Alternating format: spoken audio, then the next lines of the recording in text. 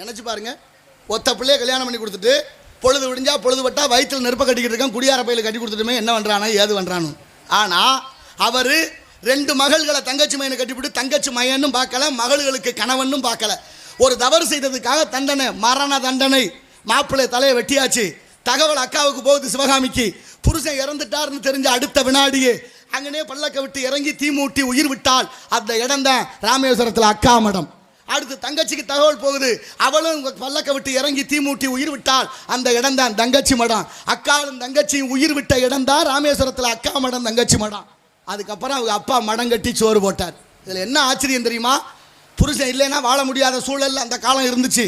அதனால 2 பேரும் உயிர் தியாகம் பண்ணாங்க. அது ஆச்சரியம் இல்லை. மக வாழ்க்கைகள் போனாலும் பரவாயில்லை, இந்த நாட்டோட நீதியும் நேர்மையும் நியாயமும் கட்டுப்பட வேண்டும், சரியாக காப்பாற்றப்பட வேண்டும் என்று மருமகனுக்கே தீர்ப்பு வழங்கிய விஜய ரங்கநாத சேதுபதியினுடைய அந்த தர்மத்தையும் நேர்மத்தையும் என்னவென்று சொல்வது?